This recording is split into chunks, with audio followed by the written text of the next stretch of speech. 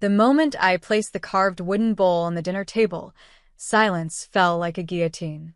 My mother's eyes darted toward me with a kind of disdain usually reserved for criminals.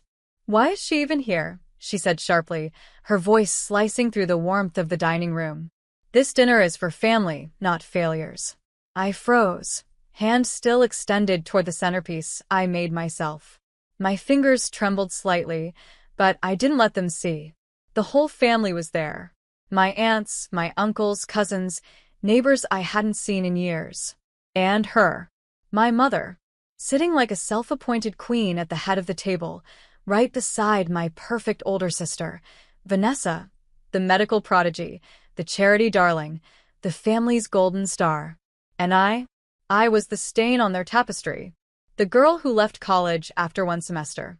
The one who worked 2 jobs and lived in a shared apartment downtown, too proud to ask for help and too stubborn to explain why. My father, as usual, stayed quiet, choosing his silence over me. "Come on, Mom," Vanessa muttered with a rehearsed chuckle, gently patting her designer dress. "Don't embarrass her again." Again. As if it were some family sport. My mom scoffed louder this time, as if my presence personally offended her. "I'm not embarrassing anyone. I'm just speaking the truth. One daughter earns scholarships and brings honor to this family. The other one," she waved a hand at me like I was dust, "plays with pottery and lives like a squatter." People shifted uncomfortably in their chairs. A few avoided my eyes, others gave me pitying glances. My ears rang, but I forced my lips into a neutral line. I would not cry. Not again. Not in front of these people. I looked over at Grandma. She hadn't said a word all evening. She sat near the fireplace in her usual spot, her face half lit by the dancing flames, observing quietly like she always did. But now she stood.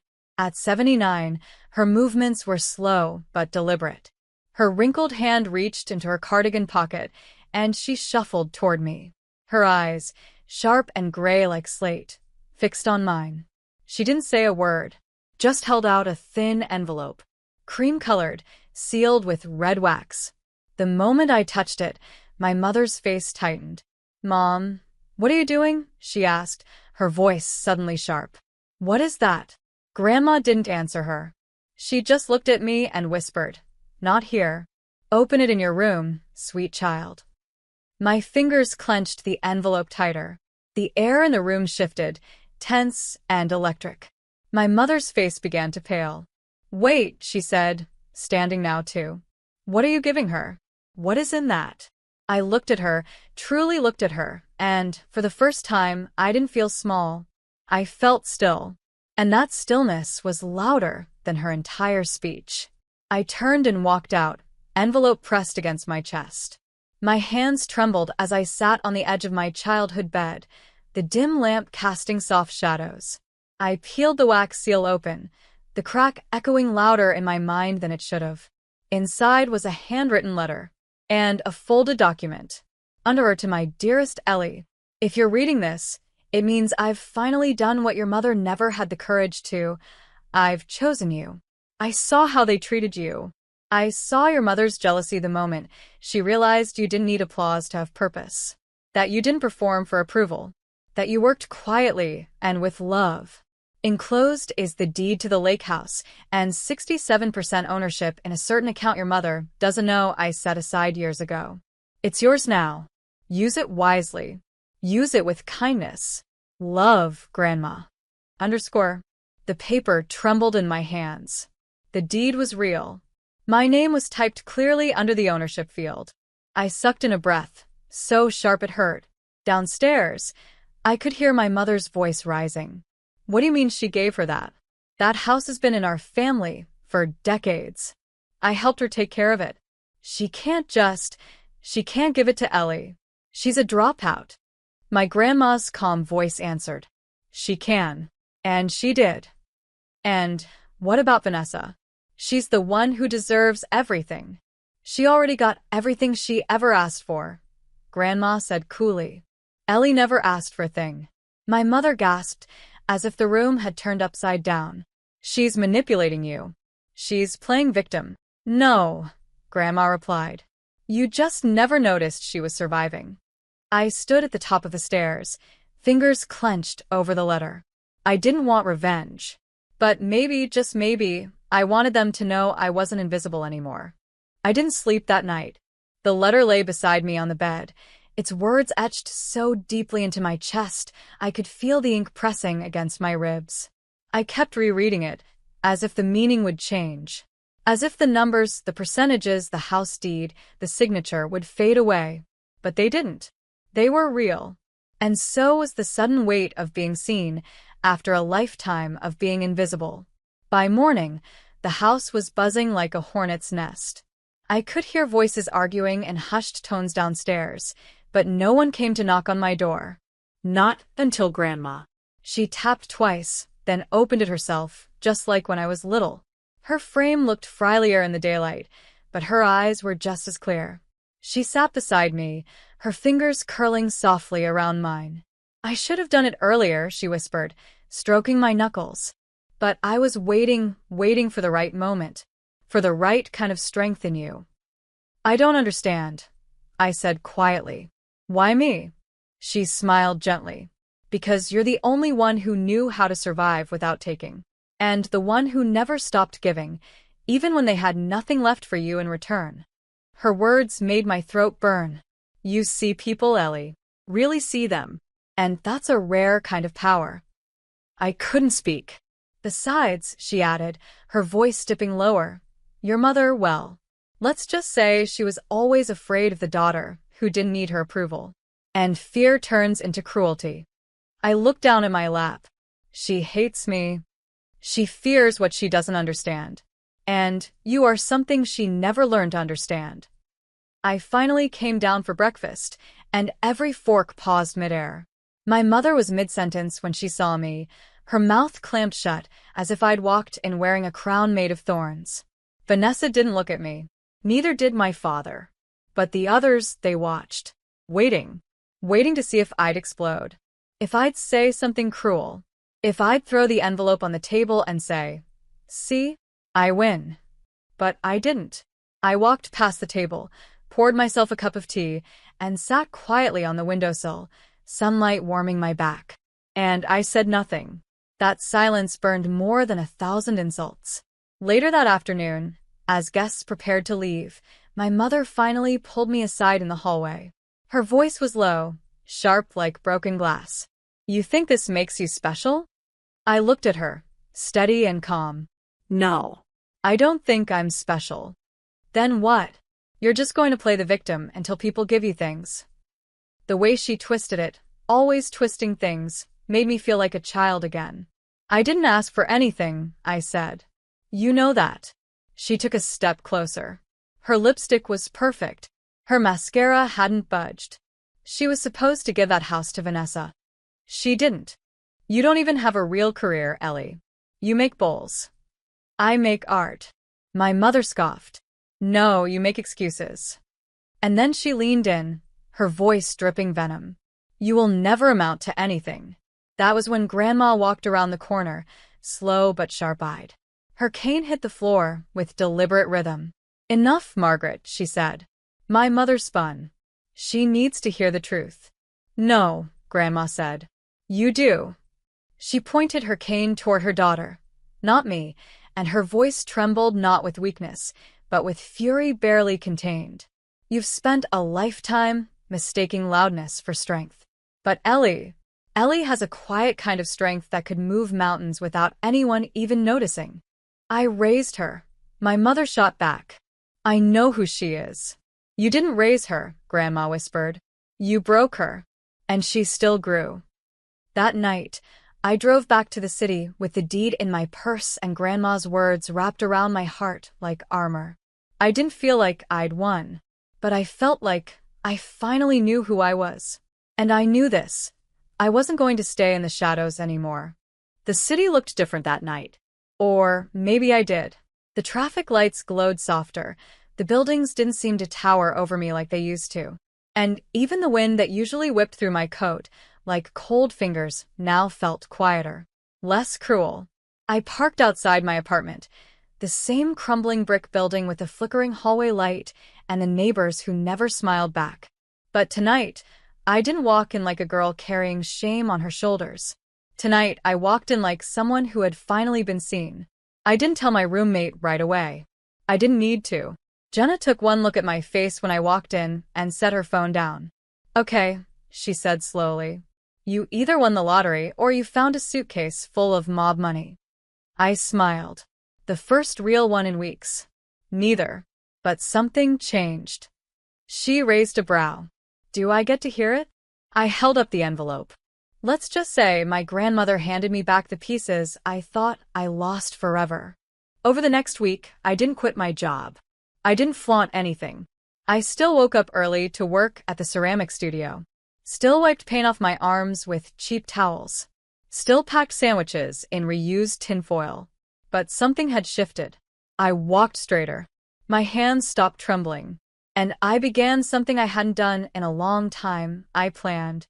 For years, I had worked in that studio under the thumb of a snide manager who called my art cute and paid me barely enough to breathe. But now, with the funds Grandma had entrusted to me, I began mapping out something bigger, something that could outlive the shadows I grew up in. A studio of my own. A place for artists like me. Quiet ones. Overlooked ones. The ones who didn't have parents clapping in the front row, but still dared to dream. And then came the letter. Not an email. Not a call. A handwritten letter with elegant cursive on a thick envelope. Vanessa. I opened it slowly, half expecting venom. But instead, it was hollow. _Ellie. I heard what Grandma did. I suppose congratulations are in order. I don't understand it, not really. But if it makes you feel like you've won, then I hope it helps. Mom isn't speaking to anyone right now. She says you've embarrassed her. Dad just keeps shaking his head. I guess I just wanted to say, I don't get it. Vanessa _ No apology. No kindness. Just confusion masquerading as civility. I placed it in a drawer. Some wounds didn't bleed. They just left bruises deep enough to remember. Weeks passed. And then something unexpected happened. I got an email from a gallery owner, a real one. Professional. Known. She said she'd seen my latest collection online through a local contest I didn't even know Jenna entered me in. She wanted to meet. That afternoon, standing in her minimalist gallery space lined with white light and silence, she studied my work like it was something holy. "This," she said, holding a curved ceramic vessel with swirls of deep blue, "this feels like grief turned into music." I swallowed hard.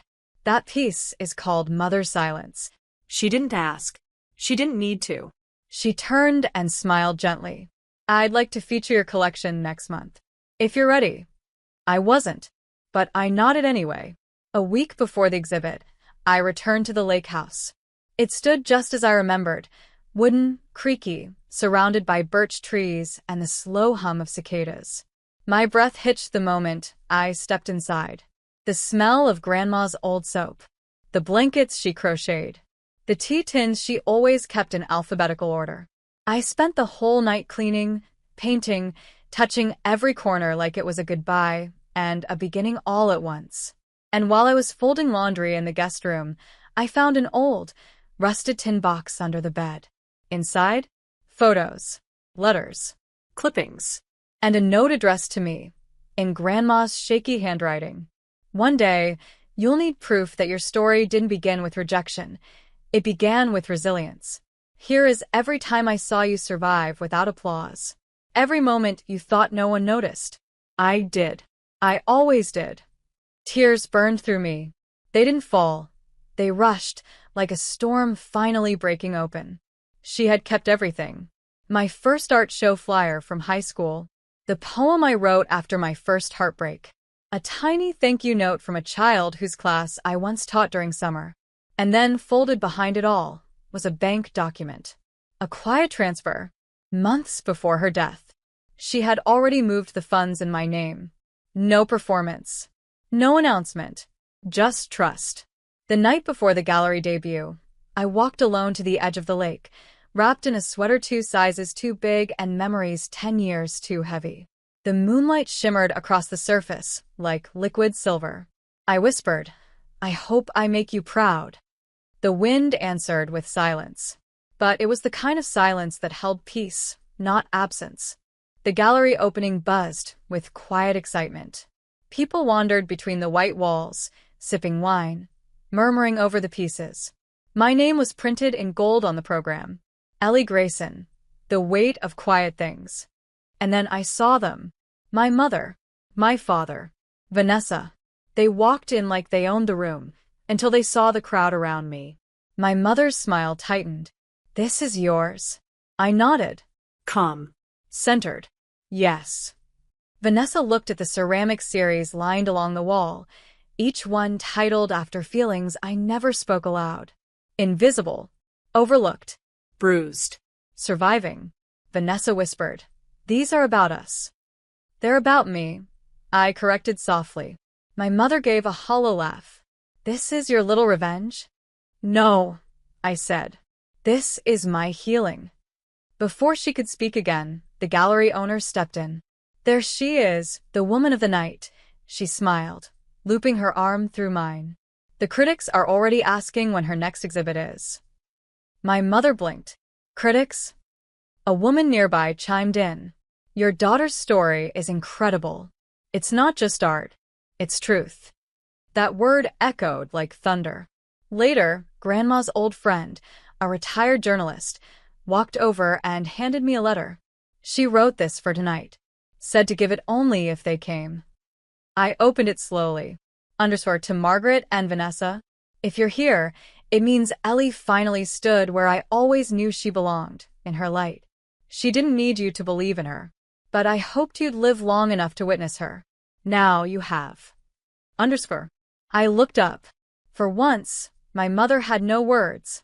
Vanessa turned away, wiping her cheek. My father quietly said, we were wrong. And I answered, I know. That night, as the gallery lights dimmed, I stepped outside. Not bitter, not triumphant, just free. A month passed. The gallery exhibit ended, but something bigger had begun. I signed a lease for a small, sunlit space near the edge of the city, not just for me, but for others like me. People who'd been dismissed. Ignored. Overlooked. The quiet studio, a place where silence didn't mean weakness. One morning, while unpacking clay tools, the bell above the door chimed. I turned. It was Vanessa. No perfect hair. No expensive coat. Just her, looking real. She held a tiny ceramic bowl I'd made as a kid, one I thought was lost. I kept this, she said quietly. It reminded me of you. I blinked, unsure what to say. I was always scared of you, she admitted. Not because you were weak, but because you were strong in ways I didn't understand. She placed the bowl on the table gently. You didn't need the spotlight. You built your own warmth. I exhaled slowly. I never hated you, you know. She smiled. I know. Weeks later, I visited Grandma's grave. I brought wildflowers, not roses. She hated roses. I did it, Grandma, I whispered. And I didn't burn bridges. I just walked across them, finally. The wind rustled through the trees. Soft. Gentle, like a hand brushing my shoulder. And back in the city, in my studio, I hosted a community night. A young girl with shaky hands handed me her first sculpture, crooked, messy, full of heart. It's not perfect, she said, eyes down. I knelt beside her and smiled. Neither am I. But here, we don't need perfect. We just need real.